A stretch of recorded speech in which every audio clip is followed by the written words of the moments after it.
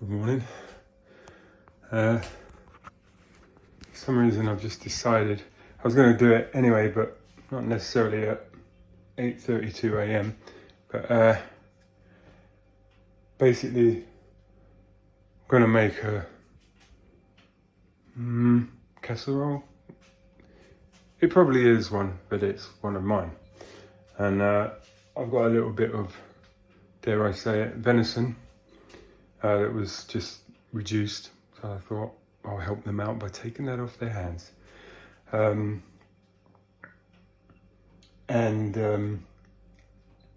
Yeah, I'm just going to show how I put that together. But in the meantime,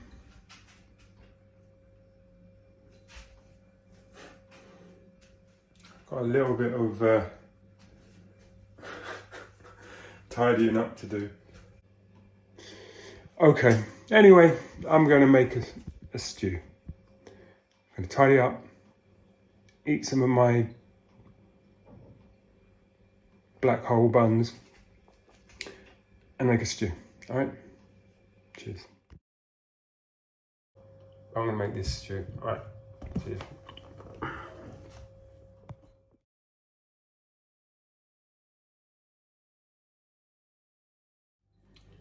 All right, here we go then.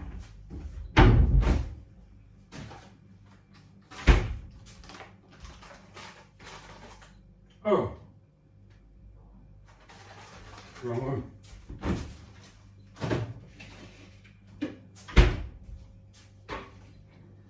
So,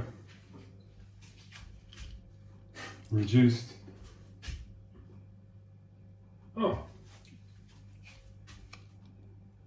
I mean, Waitrose was for quite some time my go-to store. Still love the place. I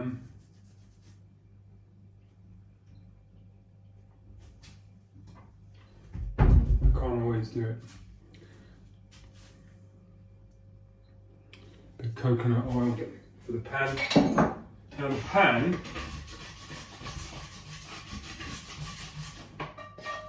I should probably clean.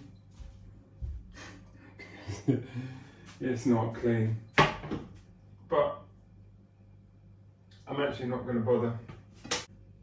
Oh well. Little bit of coconut oil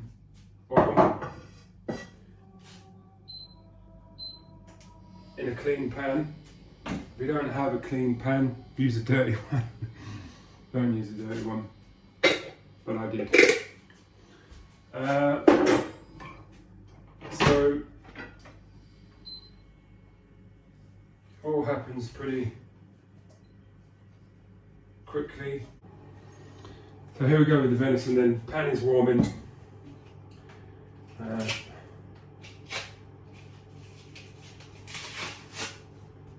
Another neighbour going past. How do I even get this thing open? Wow, that pan is hot.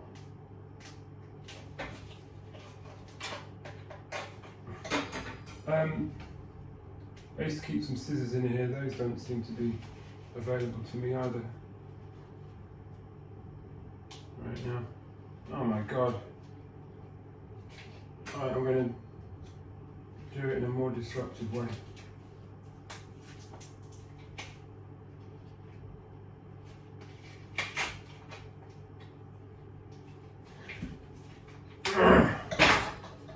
Okay, I've opened it. I've opened it.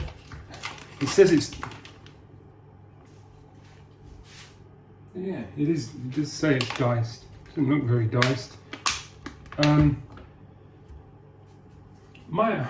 Here I go again. My knives aren't particularly sharp. I'm not really keen on them being ultra sharp. But as a result of that, I can't really cut out the bits of fat that are on here. But this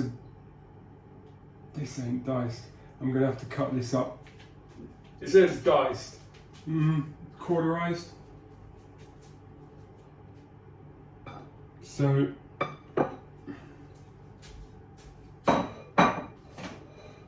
I'm gonna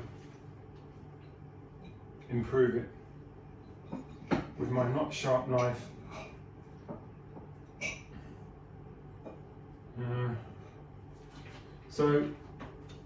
Here we go. That's better. That was just a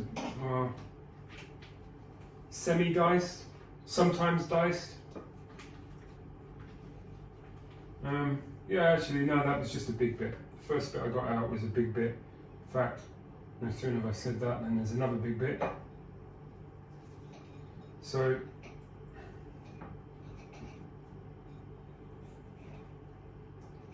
my word.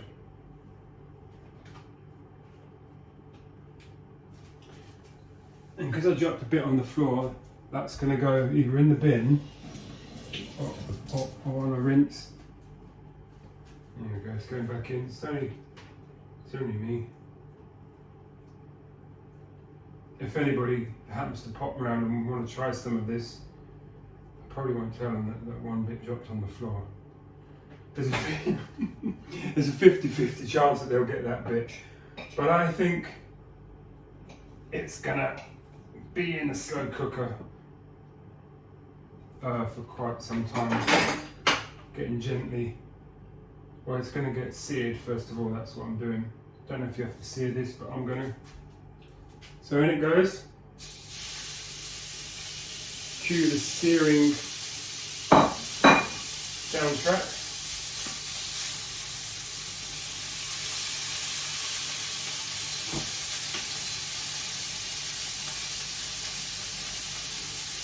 Probably needed a bit more oil in there by the time I finally did get the thing in the pan. So, some cooled down, didn't need to cool down, seared meat substitute. It's not, it is meat, it's venison. It's going in my slow cooker with some of the dried out juices that are cooled down too. So that goes in. I can't believe that I'm not showing myself cooking, I'm showing something, how I cook something, but I'm giving almost, am I giving cooking advice on a public channel? Yeah, I can't believe it. Anyway, there we go, this thing's not even plugged in. It is now. No, it's not. Now it is. Whack it up to high. I followed the kill. What I tend to do is, see the meat, throw it in the cooker, the slow cooker, boil the kettle, put a little bit of water in there so that there's something in there as it's heating up rather than just drying out or burning the meat or the meat getting stuck to the thing. And I have that happening whilst I then prepare the vegetables, chop them all up, throw them in, throw in some spices, stir it up sort of thing, a bit more water, a bit of stock, etc, etc, and then leave it for 6 or so hours, and that's what I'm gonna do here. So the kettle's boiled, so I'll just drop a little bit of boiled water in there so that it's not doing a weird version of cooking in there whilst I prepare the other stuff. Sorry to have my back to you, but if I put the camera too close, then you get this part of my body, which might not be so bad, I don't really know, but anyway. So,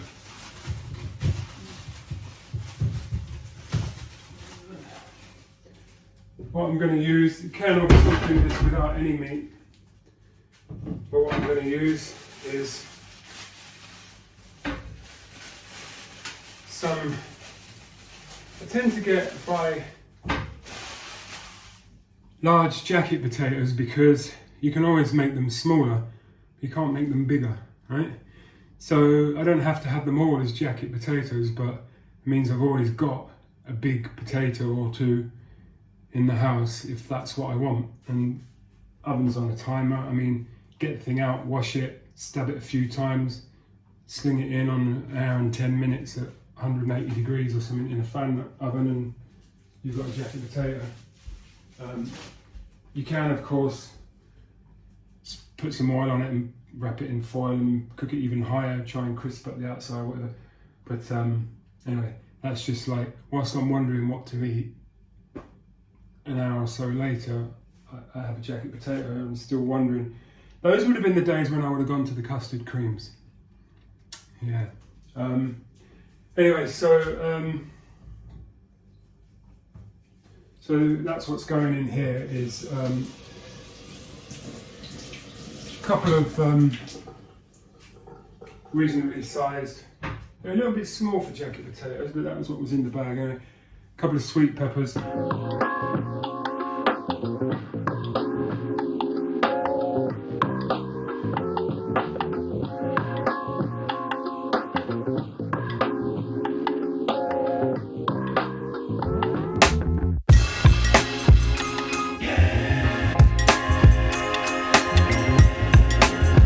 So anyway, both types of potatoes now done. Probably I could have done with just one potato and maybe 3 sweet potatoes. On the subject of starch, oh yeah, included in that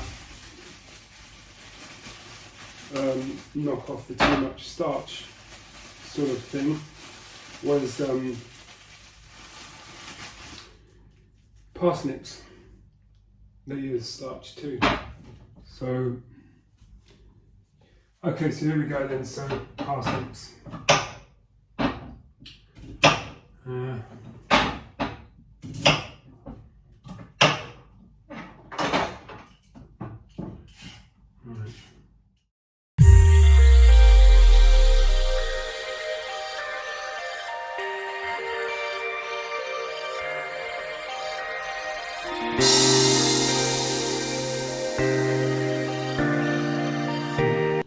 So, what have I got?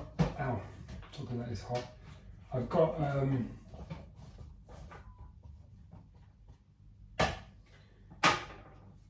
some venison, sweet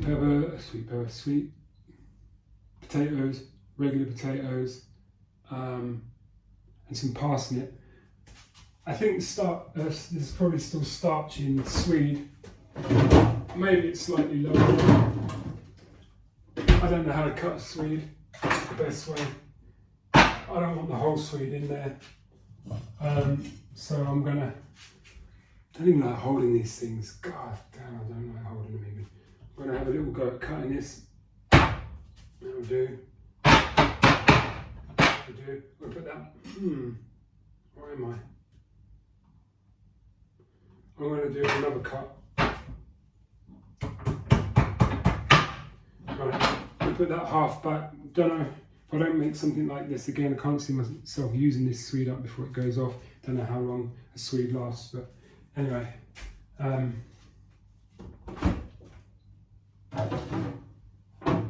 What else have I got? Oh yeah.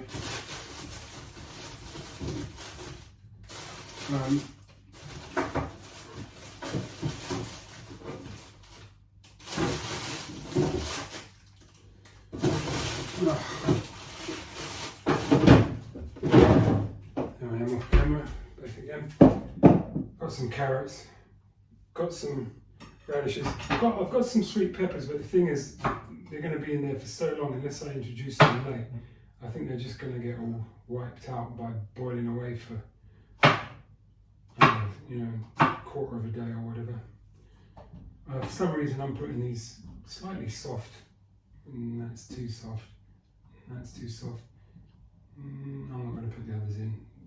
Probably, I don't know. Radishes I'm talking about.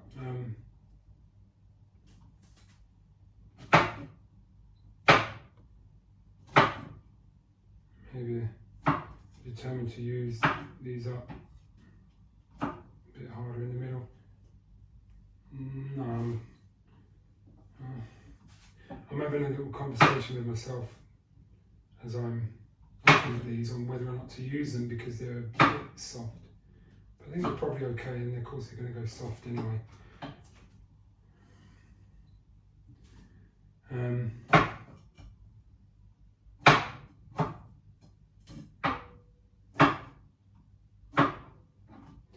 Right.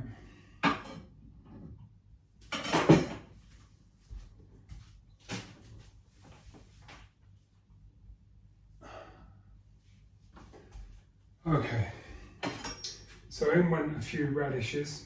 And now I'm trying to cut up the Swede.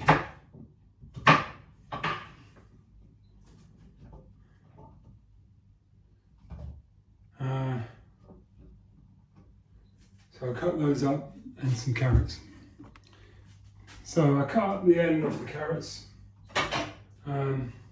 Noticed that with the Swede, I'm going to use the slicer,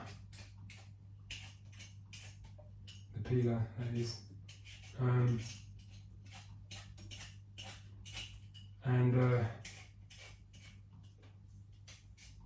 not sure about the green, so I'm going to try and take that off as well.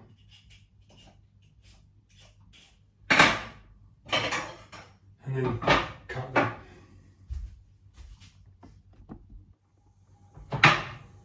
So yeah, the Swede's going in.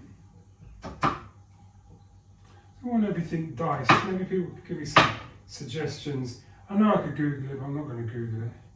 Well, I am at some point, but give me some tips and tricks on how to cut up different things so that they're in more interesting shapes when they're in the thing that this is. The stew or whatever it is. So I'm going to boil the kettle again, make a little bit of stock.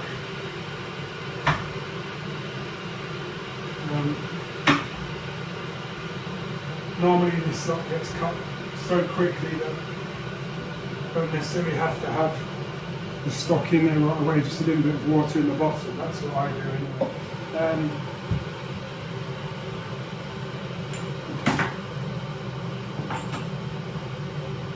I'm going to put some of these vegetable stock cubes from Newgate. They are. I put 2 in last time, that seemed to work. I'm going to put 3 in this time to see if it improves it or makes it worse. I think there's going to be a little bit more in there than last time. So basically, I am putting this in because I've got the thing rolling. It could have been cooking while I were. That's some sort of northern language I've just slipped into there. While I was chatting, it could have been sort of cooking, and it sort of has a little bit, but still got 6 hours until this evening, so it still can feed me this evening if I can just submerge enough of what's in there. Because I'm still going to add a couple of other things probably. I'm certainly going to add some onion. A little bit of, I never seem to be able to taste it, garlic. That obviously means I'm not putting enough in. Sometimes I just stir with anything. There's the knife. Just stir with that. Try not to touch the edges too much and scratch it up. But anyway.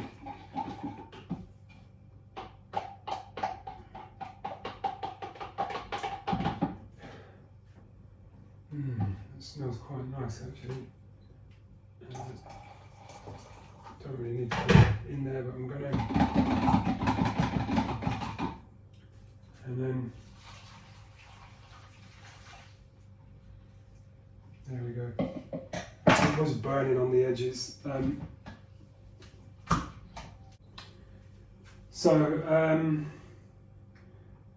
Yeah, I'm going to put the onion in last because if I do have my eyes streaming, I don't want to be carrying on doing what I'm doing. I want to go and take care of that. So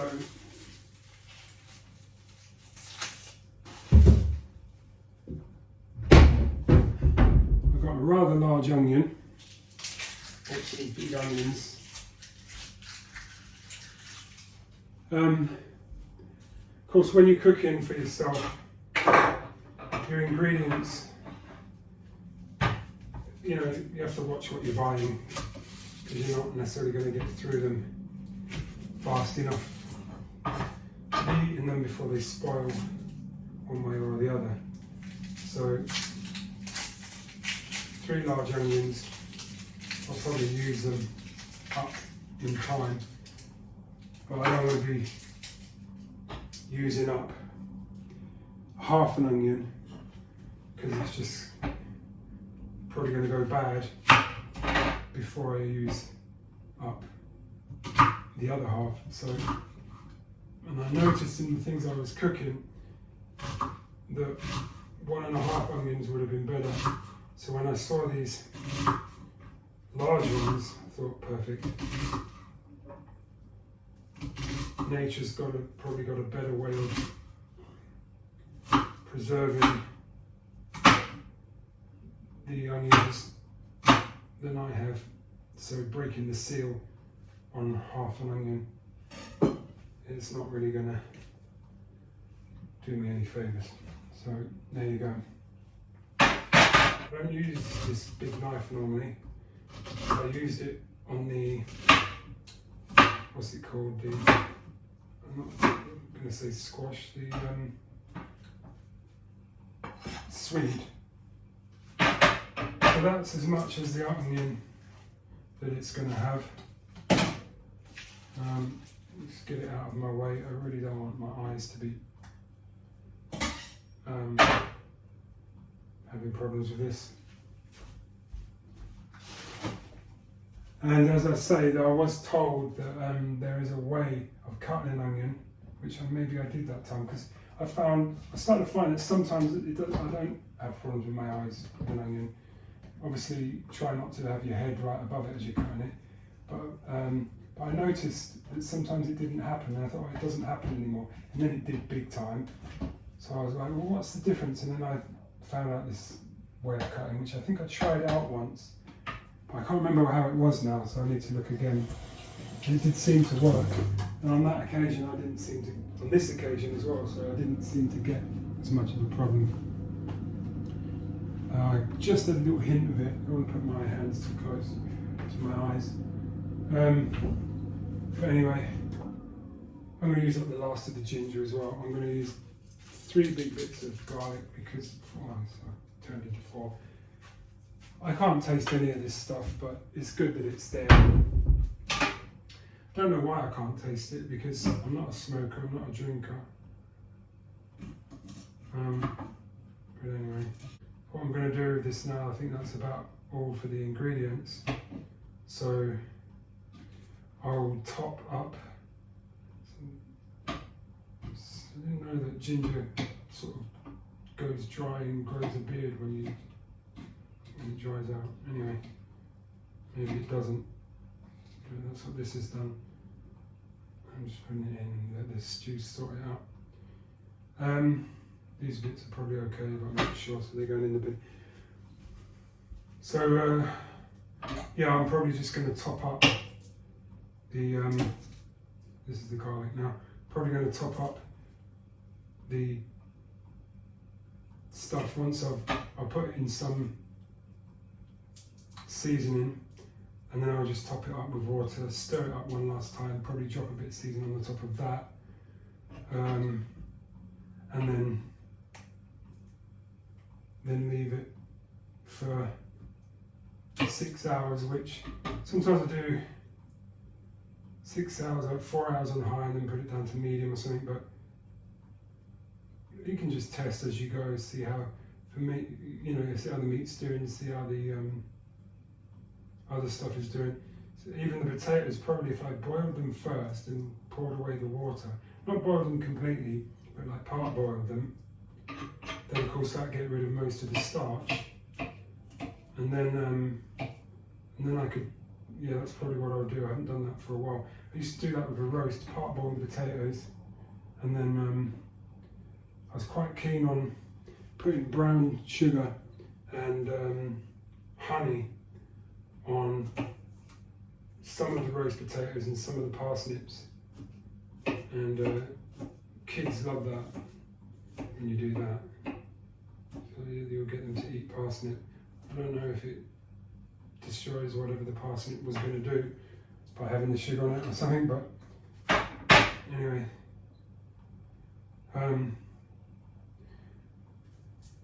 One of the other things, if I'm not just cooking for myself, if people aren't going to eat what I'm cooking, then obviously I'm not going to want to cook. So getting people, especially children, to eat what you cook is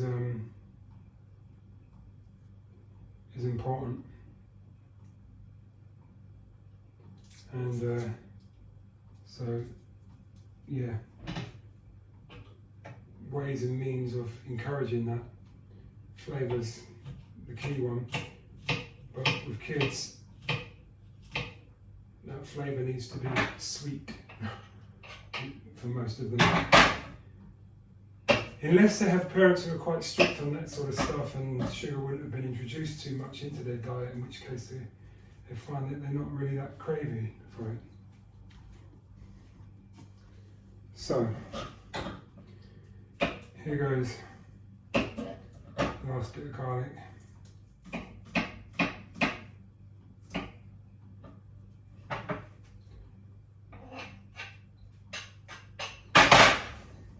I'll put the lid on this thing.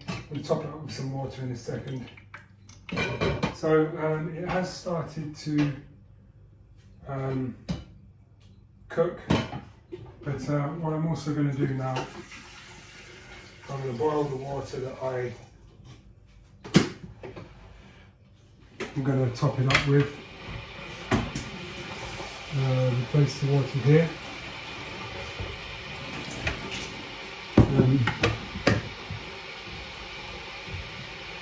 And so just the spices I could probably create on as well, but for the time being, usual one for me, Himalayan salt,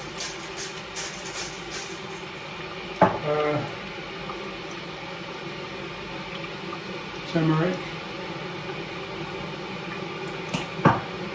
whatever else I've got lying around. Don't really know what most of it does.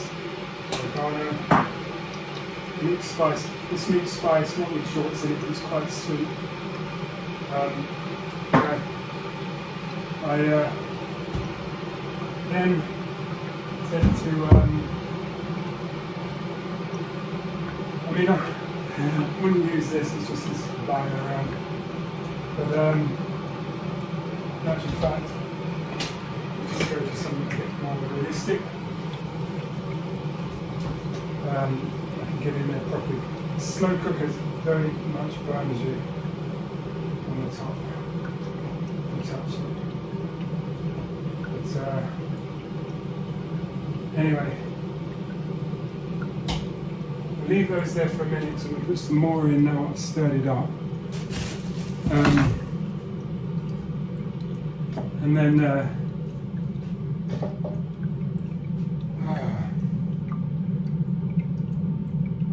don't have to wait for it to boil. Don't even necessarily even have to boil it, but it's been sitting around so long, I want to give it a bit of a head start. So use boiled water to top it up, just until it comes over the top. Now, one of the good things about that bread that I made, the linseed bread, which by the way looks like a filet mignon right now.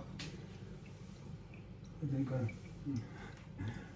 the floor is black, the stuff is black, couldn't see it. Don't know, it looks like a big, anyway, but it's not, it's quote unquote bread. Linseed seed bread. You know, the good thing about that is that so far I like to have everything submerged. Don't know if you need to. You certainly need to do a lot of stirring if things aren't submerged. So I like to have a lot of things submerged. Let's get you in on this now. won't show it very well because I'm going to show from the front.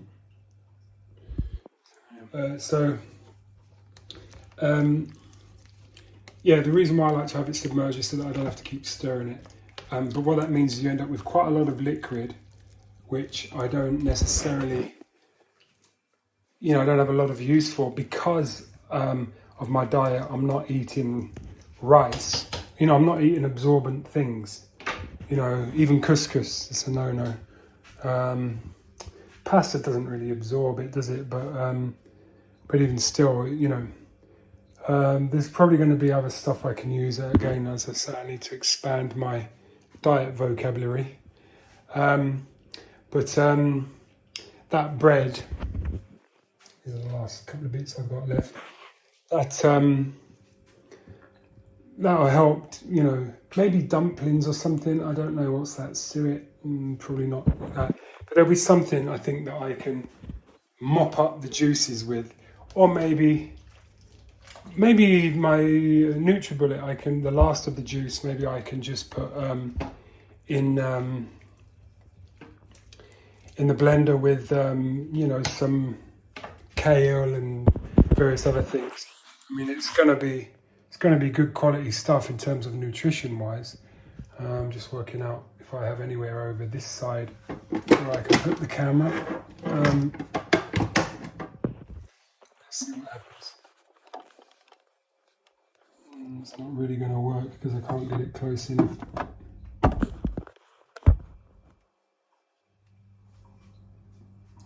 Ish. So basically, don't remember what I was saying now. Isn't that amazing? It just wanders out of my head. But basically, I'm going to need to do, So basically, kale is something that I can't eat.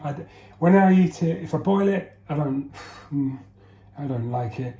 It tastes like, the texture tastes like plastic. It's so hard. It's like, are you even supposed to eat this thing? But you certainly can't have it raw. But anyway, I found if I put it in a NutriBullet, it works quite well. So that's probably what I'll do with the last of this juice from when I finished eating all this stuff. Put it in the NutriBullet with get some kale and some other sort of things. Try and make I was going to say a cold soup, but I can always heat it up once it's been blended. And yeah, it's going to be of high nutritional value because of the nature of what had been put in there. Probably needs a little bit more water just to float everything. Now that I'm confident in knowing that I have a use for the remaining juices, and although I can actually see the spices floating, I'm going to dust a little bit on the top. Not really sure why, it just seems like, it's not like I'm baking it, but there we go now. So I'm glad I did this video. It's taken a long time. I've gone through a few things doing it, chatted a whole bunch of different stuff. I'll probably add some salt to it once I come to eat it, but for now that will do for the cooking. So I'll put the lid back on. Let's give you another little look. Being told, don't forget to mine pie.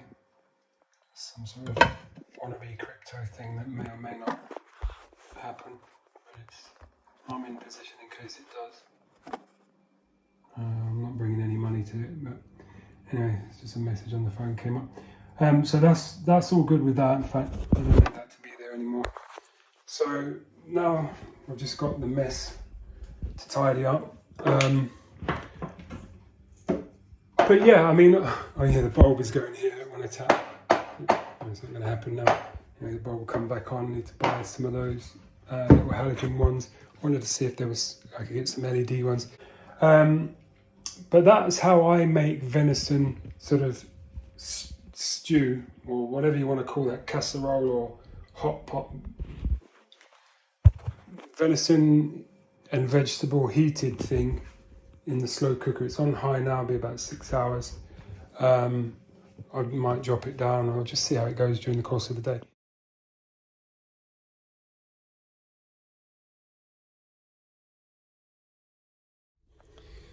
There we go. Right, let's have a look. It is 2:50, so how long ago? So it's just over 2 hours that this thing's been bubbling away. Let's take a little look. The lid's okay. It's making a lot of noise, more than ever, perhaps because it's fuller than ever. Not necessarily by a lot, actually. So I'm not really sure. You know, I can hear the lid sort of rattling and stuff. Probably need to turn it down because it is bubbling away. I can feel that the potato. The good watch really is that, you know, you don't want hard potatoes in your stew or whatever. So the thing for me is that's the one. The two things I test is the meat, and it's dark meat and it's been seared. So I've had two contradictory things on what you can put in there. I've asked about chicken, and some people have said, yeah, it's fine. Other people said, do not put chicken in the slow cooker. Well, I'd cook it properly first rather than just sear it, I suppose, if I was going to do it.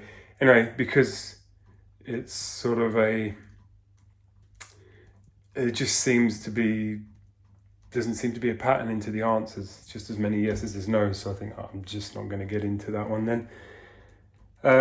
But as it's red meat, you know, and it's been seared, it's okay to taste it fairly early on. I'm sure everything's fine now. It's just a matter of actual, you know, taste and flavour. So, but the potato and the meat, those are the two things I look out for when I see how the dish is doing. Because potatoes tend to be the hardest, you know, they take the longest to soften up. And it's going to make a difference if you're eating them and the potato's still a little bit hard. I don't even know if this is potato now. This might be Swede. Not Swede because I didn't put Swede in there. The other stuff, not even pumpkin either. No, wait, hold on. Yes, I did put Swede in there. So yeah, I was right first time. Anyway. No, I think that is a potato looking at the colour. And the taste. It's actually okay. It's because it's been up so high for so long. God, it tastes a bit peppery and there's no pepper in it, so I'm not really sure how that's happened. I don't want to eat too much of this because a little bit that just went and sunk, looked a little bit red. But there's not that much meat in there, so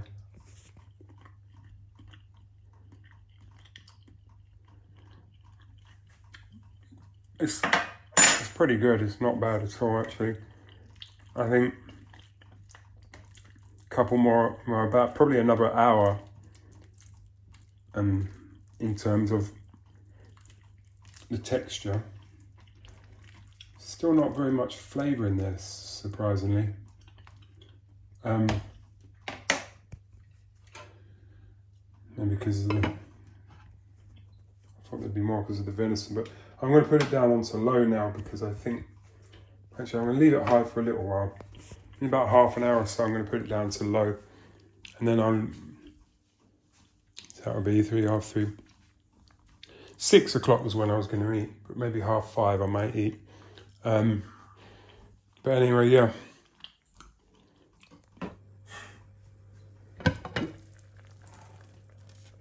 Oh yeah, I was going to turn it down.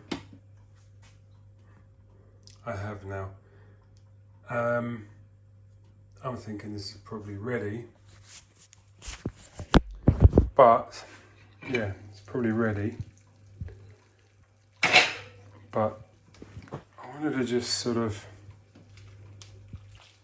marinate it, but I can already feel that it's a little bit mushy. Oops, did not want to do that. I imagine the meat's fine.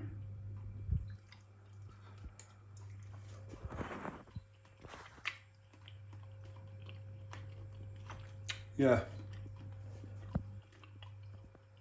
And I can already feel that the vegetables are soft, put it that way. I didn't put any seeds in there, which I have been doing, but I can always sprinkle it on the top. So yeah.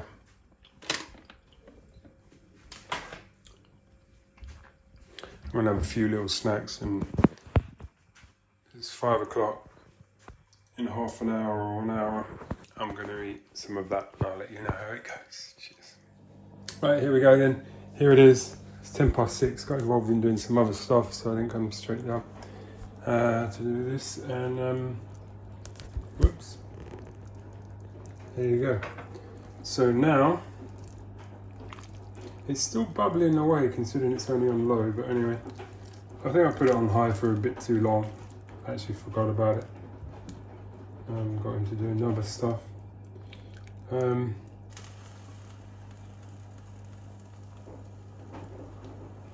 it's hissing. Something there is so cold that it just hissed at me. Right, so that's that. I'm going to use obviously a spoon to eat it with. And what that means I can do is bring in some of the juice as well. There's plenty of juice. I'll have loads left over, but like I was saying earlier, probably going to let it cool and then put it in the NutriBullet and with some other veggies, I suppose. Some kale. Veggies that I haven't had too much of lately that I don't like cooking. Like spinach is a good one, it only just goes too sloppy. So I quite like spinach in the right way. So probably spinach and kale, and the juices that are left in that. That's probably what I'll do. Still got my very last little bun thing. But there we go then. I already know. I wonder if it's hot or not. Let me see. Let me try and work that out. The likelihood of it being hot. Very high. Put some salt in there, because I know I'm going to need it. And I am going to not eat the bit that had all the salt on it. So here we go.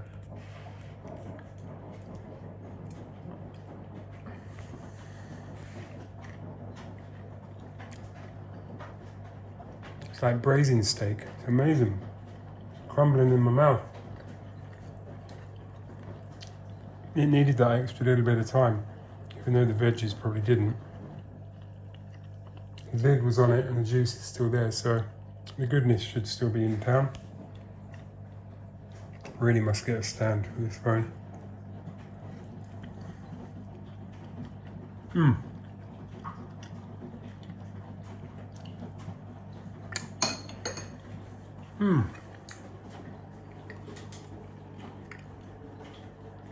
I'd love to put a little bit of Tabasco or something in there. Anyway, there it is. I'm going to eat it now. So that's it. It's a win. I've made a few of these before, but not with venison. But anyway, it's very nice. I think it's going to be very good nutritionally.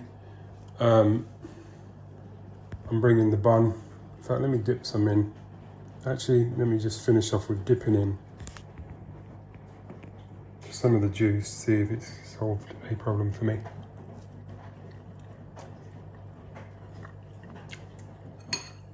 Remarkable, that bun still removes the flavour found in anything.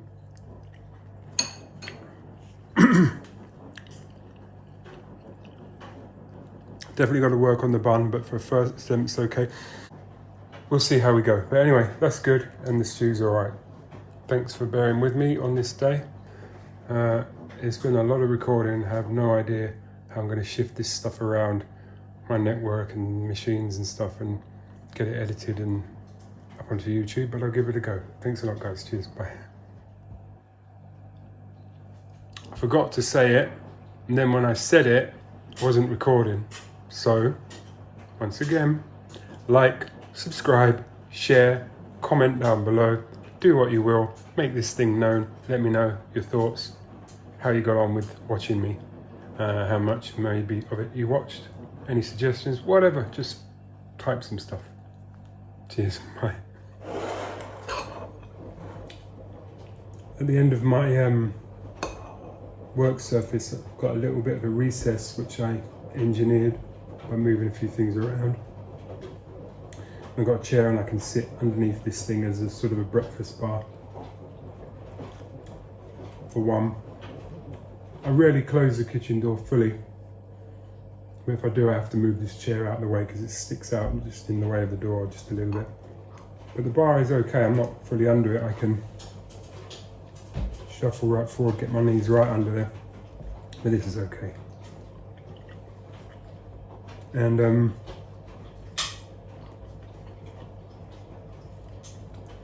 this is alright. Hot sauce might be a good thing, just to dominate it. It's certainly got more flavour in it.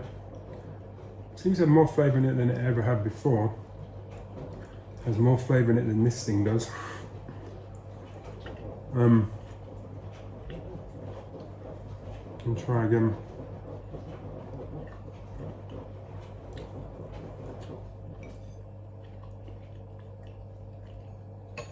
It's uncanny, it literally removes flavour out of things. It's remarkable. I can't find a use for that, but he's achieved it anyway. So there you go. I'm going to just get on and eat now. Thanks guys. Bye.